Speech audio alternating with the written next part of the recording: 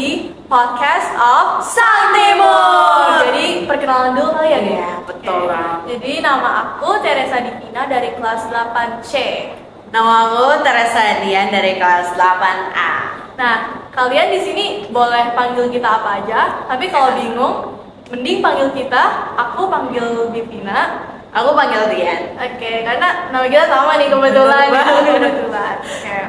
Nah, jadi Dian, kamu ingat gak sih kita baru selesai melakukan sesuatu nih?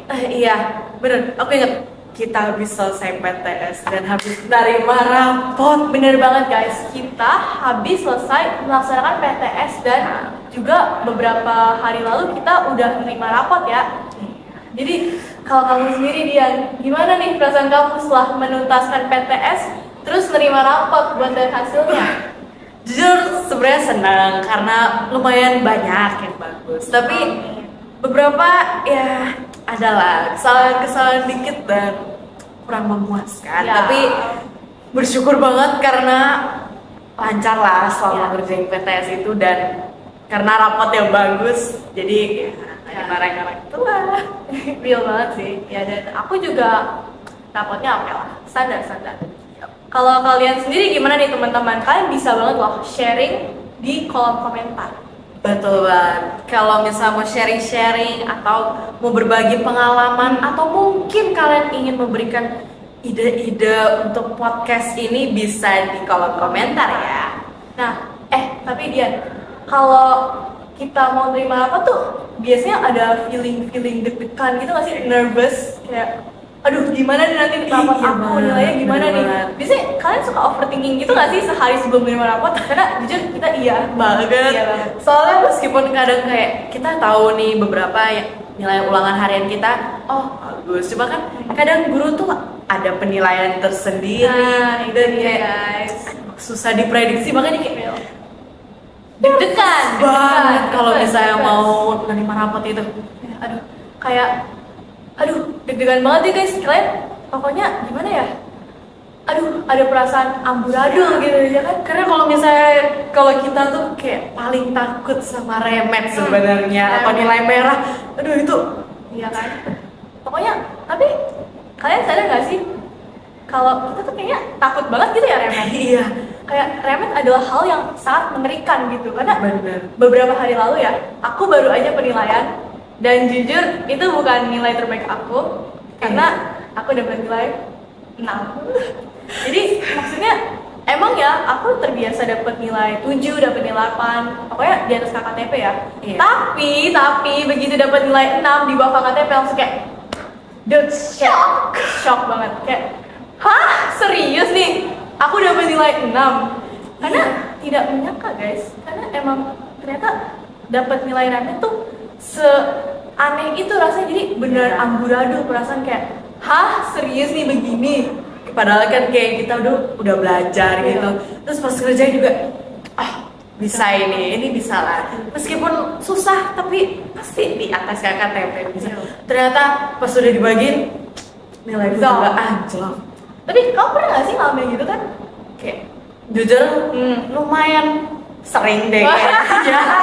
Dulu Iya. pas masih SD tuh pernah pas sampai SD. ya 3 kali atau Iya. ya. Tapi kayak menurut aku kalau ya di dunia yang sekarang ini kayak remet itu kayaknya udah bukan hal yang mencengangkan lagi nggak sih bagi Kayak- teman-teman semuanya. Tapi tentunya kayak mungkin yang biasanya nilainya bagus atau mungkin anaknya ambisius itu tuh kayak remet itu adalah sesuatu hal yang sangat ambigu dan Iya, mungkin tabu mengerikan. bagi mereka.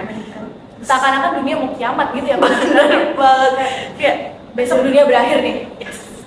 Kayak mungkin kita sempat berpikir kayak aduh remet berarti masa depan aku bakal hancur ini. Iya, bener, setuju. Ada orang yang ngasih statement, aku pernah dengar katanya kalau remet itu 100% otomatis langsung gagal di masa depan. Jadi kayak udah gak ada harapan, dunia runtuh, gak bisa Gelap. punya masa depan gitu. Tapi ya Ter, orang tua aku dan juga beberapa teman-teman aku yang di gereja yang udah kuliah, udah kerja dan bahkan sekarang jadi orang sukses, mereka tuh pernah bilang kalau misalnya kayak nilai dari ulangan harian, nilai dari PTS itu tuh cuma sebagai nilai angka, dan itu tuh tidak akan menentukan masa depan kita dan juga tidak akan menentukan diri kita sendiri. Jadi kayak aduh, sebenarnya bingung juga ya kalau mau dibilang benar atau tidak, itu tuh tergantung diri kita sendiri nggak sih? Tergantung cara pandang kita, guys. Benar, karena sebenarnya yang menentukan diri kita sendiri itu adalah dari proses kita belajarnya dan juga kayak kemauan kita untuk itu dia mencapai sesuatu hal gitu. Setuju. Karena jujur ya, aku di kelas aku kan sering ngamati ya. Di kelas aku juga lumayan banyak nih yang langganan nilai merah, terus langganan gak ngumpulin tugas. Itu tuh banyak ya. Tapi yang menariknya adalah meskipun mereka remet di pelajaran kayak matematika gitu, IPA, IPS, Inggris, ternyata mereka punya kemampuan lain. Coba tebak apa? Kayak non akademis gitu, kayak atletik gitu. Orang-orang yang di kelas aku yang sering remet, mereka emang bukan yang paling pinter dalam pelajaran, tapi mereka kalau olahraga jagonya minta ampun. Iya, bener banget. Dan anak-anak kelas 8C itu tuh kayak kalau kelas meeting udah pasti juara. Gitu ya. Karena anak-anak yang pinter dalam atletik ataupun mungkin di luar atletik atau non akademis, mereka tuh bukan hanya sekedar jago dan bisa, tapi mereka juga udah mendapatkan banyak prestasi. Iya, setuju banget itu loh. Jadi mereka tuh bisa mengembangkan sisi non akademis mereka. Cuma ya emang akademisnya ada yang kurang. Tapi menurut kamu gimana nih? Menurut opini kamu ya, Teh? Kalau kita dapat remet nih, kita sering remet, apakah langsung menjamin 100% masa depan kita hancur, nggak punya masa depan, nggak bisa nyari kerja, pokoknya kayak nggak ada masa depan deh gitu? Menurut kamu gimana? Soalnya itu menurut aku super interesting, dan menurut aku pasti banyak juga lah yang pengen tahu pendapat orang lain tentang remet. Nah, aku pengen denger nih pendapat kamu gimana. Kalau menurut aku, ketika kita ulangan atau mungkin latihan terus kita remet atau nilai itu tuh tidak memuaskan, itu tuh berarti mungkin ada yang salah dari entah cara belajar kita, kefokusan dari diri kita sendiri ketika mengerjakan ulangan harian ataupun latihan soal itu, dan juga masih banyak faktor lainnya. Yes. Dan kalau misalnya kayak gitu, berarti emang ada hal yang harus direfleksikan kembali, harus dilihat kembali, dan merubah itu tuh bagaimana caranya harus discover by ourselves sendiri gitu loh. Dan kalau misalnya emang kalian remet dan kalian merasa oh emang ada yang salah nih dari diri aku, kayaknya aku kurang belajar deh, dengan kalian berpikir atau memiliki pola pikir yang kayak gitu, terus kalian setelah mendapatkan nilai yang kurang memuaskan, habis itu kalian langsung belajar dengan giat,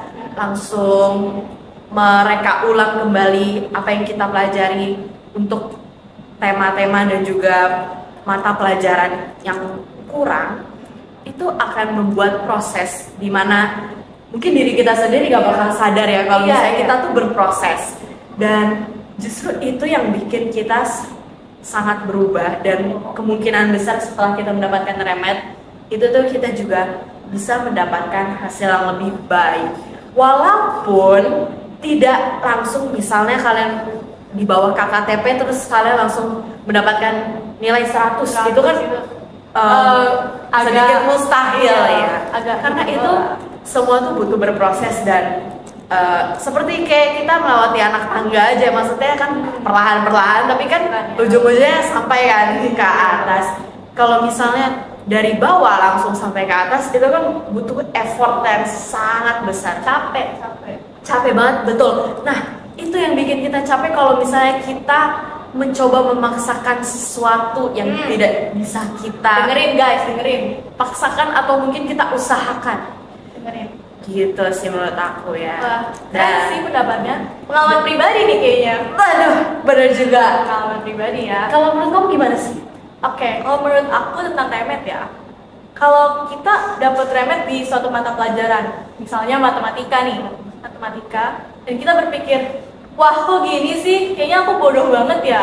Aduh, ya pasti itu merupakan sesuatu yang sering terlintas di benak kita ya. Iya, betul. Tapi saking kita sering memikirkan tentang nilai yang tidak sempurna, kita jadi lupa kalau kita punya keahlian masing-masing. Iya, benar banget. Misalnya nih, kita bodoh di matematika, kurang bisa matematika. Terus habis itu kita mencoba nge-push diri kita untuk belajar lebih giat gitu kan, dengan cara misalnya les, terus habis itu nanya sana sini, karena orang-orang di sekitar kita tuh pintar matematika, kita jadi insecure gitu kan. Iya. Nah, kita nge-push sampai batas kita udah habis gitu, udah capek, nge-push, dan itu bikin kita burn out kan. Iya, Bikin capek benar. juga karena ya pemahaman orang kan beda-beda gitu kan. Nah, itu tuh jujur bikin capek banget sih. Iya. Dan maksudnya tuh kayak juga in the end itu bisa pointless karena bisa bikin mental capek, tapi kita Iya. juga tetap agak paham-paham gitu kan ya. Bener banget. Nah, tapi kalau kita fokus di suatu hal yang menurut kita tuh kita pinter, kita punya kemampuan dalam hal itu, misalnya Inggris, terus kita asah terus, itu tuh sampai kita expert gitu loh. Jadi Oh, ya. maksudnya gimana ya? Kita harus lebih baik kita ngasah sesuatu yang udah kita kuasai sampai kita jadi expert, daripada kita ngasah sesuatu yang kita udah nggak suka aja dan nggak paham gitu. Iya. Karena jujur itu menurut aku lebih baik sih. Iya. Tapi kalau misalnya kalau misalnya kita sekolah nih ya kan, kita kan bukan dipaksakan, tapi kayak kita tuh mempelajari banyak hal mata pelajaran kan. Terus kalau misalnya teman-teman semua berpikir, kalau misalnya gitu berarti kita masa yang kita bisa aja, bukan secara kasarnya gitu ya, biar secara keseluruhan bukan kayak gitu. Tapi kalian dapat mengasah lebih secara mendetail di kemampuan yang kalian lebih bisa. Iya. Dan kalau misalnya sekolah kan, maksudnya kan kalau kita punya kemampuan, kita tuh pasti bisa. Meskipun bukan talenta kita ya, Iya. tapi setidaknya kan kita mencoba untuk berusaha kan. Karena kan sebenarnya kan yang tadi aku bilang kan, yang kita butuhkan itu proses. Bukanlah hasil. Jadi kalau misalnya yang terpenting dalam ketika kita masih sekolah, ketika kita kuliah, bahkan bekerja sampai kita tua nanti, itu tuh yang terpenting adalah kemauan dan juga kedisiplinan. Ini dia, ini kuncinya. Disiplin, konsistensi, itu yang Iya. kalian butuhin. Jadi kalau misal kalian pinter di bahasa Inggris tapi agak dodol gitu di matematika, kalian boleh ngasah lebih lanjut di bahasa Inggris, tapi untuk matematika kalian balance aja ya. Jadi Iya. maksudnya nggak harus jadi expert di matematika Iya, bener juga, banget. tapi intinya kalian tuh bisa paham gitu sesuai kemampuan kalian. Iya. Karena itu juga dibutuhkan ya nantinya di dalam dunia kerja, pas kalian kuliah juga pasti dibutuhin lah ya. Iya, butuh banget ya Dasar-dasar matematika gitu. benar-benar. Apalagi kalau misalnya kalian mungkin ketika kuliah, kita kan tidak mungkin memilih jurusan yang maksudnya banyak ya. Iya. Pasti kan kita menuju ke satu jurusan. Iya, kan nggak Dan bisa iya, banyak-banyak. bener banget. Dan itu adalah alasan mengapa kita bilang bahwa harus mengasah kemampuan yang lebih kita bisa. Iya. Karena pada akhirnya kita mencari pekerjaan, kita berkuliah, itu pasti kita akan fokus di satu Iya. Skill yang ya, kita skill, kuasai, betul. kan. Jadi kalau misal kamu punya kemampuan di bidang matematika, kamu bisa tuh masuk ke jurusan-jurusan yang beneran Iya. mempelajari matematikanya. Jadi intinya itu kalian harus bisa expert di satu hal. Nggak perlu expert di banyak hal, satu aja cukup. Yang Iya. bisa jadi bekal untuk di masa depan. Benar banget. Tapi kayaknya teman-teman pada bingung nggak sih? Iya. Kayak gimana sih biar caranya kita tuh bisa dapat pertama confidence, abis itu kedisiplinan. Kalau dari kamu ada tips and trick gitu nggak sih? Kalau dari aku ya, jujur menurut aku ya, disiplin itu hal yang sangat berat karena apa sih? Itu tuh butuh apa Iya. ya? Dari Kemauan juga iya, sih. kemauan dari diri kita sendiri kan. Kita butuh bener-bener. kemauan, terus kita juga butuh apa? Jadi kita harus punya kemauan dan juga itu harus konsisten kan. Benar, Nah, iya. jadi untuk aku sendiri, cara supaya bisa disiplin itu dalam 1 minggu, aku akan bikin jadwal-jadwal ya. Jadwal buat misalnya buat belajar, terus jadwal ini, jadwal kerjain tugas tuh kapan. dan sebisa mungkin itu harus diikuti seenggaknya seminggu, dan setelah itu bisa jadi kebiasaan buat kita. Jadi kayak kita just go with the flow. Jadi setelah seminggu itu selesai, kita bisa langsung langsung jadi adaptasi diri ya sih, adaptasi gitu. Jadi setelah 1 minggu itu selesai, kita langsung adaptasi dan kita jadi disiplin. Dan tentu saja itu harus konsisten ya, jangan bolong-bolong. Nanti kalau misal kalian bolong-bolong kayak aduh malas, nanti kalian back to square one, dimana kalian jadi malas dan susah disiplinnya. Tapi emang itu butuh kemauan dan ketekunan sih, jadi emang susah. Aku pun sedang belajar. Kalau kamu gimana? Apakah ada tips gitu supaya bisa disiplin, nggak remet? Gimana itu? Kalau misalnya nggak remet, udah pasti sih mengusahakan sesuatu ya. Terutama kalau misalnya kita realize, misalnya pelajaran IPS kali ini tuh agak berat nih. Kalau misalnya kalian udah tahu kalau misalnya salah satu mata pelajaran atau salah 2 mata pelajaran agak berat ini, berarti kalian bisa coba belajar dalam 1 hari, cuma belajar 15 menit, baca-baca dari buku, dan juga mungkin kalian bisa belajar dari internet ya, karena kan nggak terbatas ya. Bener, karena ilmu pengetahuan itu tidak terbatas kan, apalagi teknologi zaman sekarang udah canggih banget. Kalian bisa cari di YouTube, kalian bisa cari di Google, ChatGPT juga boleh. Bener banget, karena sebenarnya emang membantu kita sekali untuk mendapatkan ilmu pengetahuan yang baru.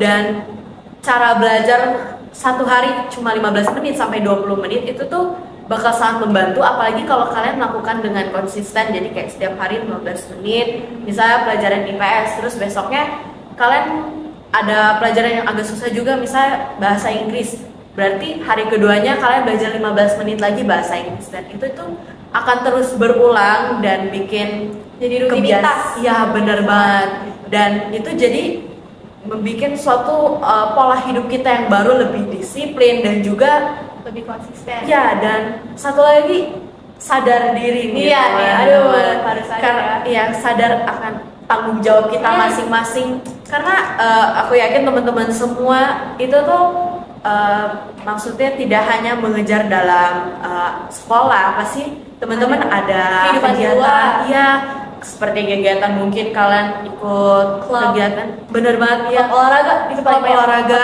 ya, terus kayak menari di luar sekolah, abis itu kalian juga ikut teater mungkin, dan itu kan pasti akan sulit harus di balance, bener banget.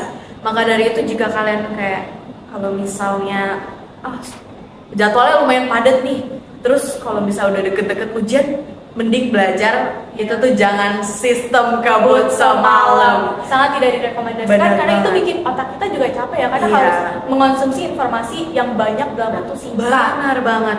Dan emang ini tuh kalau pas aku mempraktekkan yang sistem belajar kayak per hari itu 15 menit sampai 20 menit, itu tuh benar-benar bikin progres yang cukup besar di aku.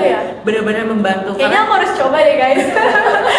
Bener, ini bisa banget dicoba guys. Dan kayak sebenarnya juga kalau misalnya kalian tidak bisa memaksakan diri atau berusaha dengan cara belajar 15 menit per hari, kalian juga bisa menemukan cara belajar lain di internet. Dan tentunya cara belajar itu banyak banget ya teman-teman, bisa melalui hearing, lalu melalui membaca, ataupun melalui menulis, itu tuh banyak. Ada lagi nih yang seru, study group. Kalian bikin kelompok belajar. Bener banget, itu termasuk metode yang fun. Benar, karena mungkin teman-teman tuh ada yang lebih paham kalau sama temennya, jadi bisa ngajarin ya, sebagai tutor gitu. Dan kayak itu tuh jauh lebih membantu, mungkin karena antar yang sesama usia dan sesama aku yang sebaya, bener. Jadi kalian lebih paham dan lebih rileks juga kan, jadi nggak tegang. Jadi bener banget. Kayaknya itu aja sih kalau tips dari aku. Wah, keren sih. Tips kamu akan aku coba. Oke, tips kamu juga akan aku coba. Karena pasti sangat berguna sih. Iya, karena itu untuk melatih juga kan. Benar-benar. Karena emang sebenarnya di dunia ini tuh tidak ada yang sia-sia jika kita mau dan juga kita tuh berdoa kepada Tuhan. Jangan lupa berdoa juga guys. Iya, karena mungkin dibalik kalian remet atau kalian mendapatkan hal yang tidak memuaskan, Tuhan tuh pasti ada rencana lain. Setuju banget sih sama kata kamu itu benar memotivasi aku. Benar.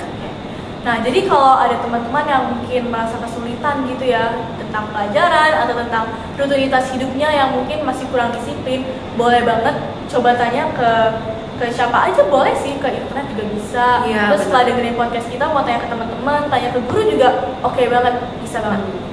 Jadi kita akhiri di sini aja nggak sih? Iya. Nanti next episode kalian bisa request mau bahas apa nih, karena Iya, tentunya bisa. kita akan membahas semua hal tentang SMP Katolik Islam Timur Jakarta yang menarik-menarik. Oke, jadi tunggu episode selanjutnya ya. Dadah!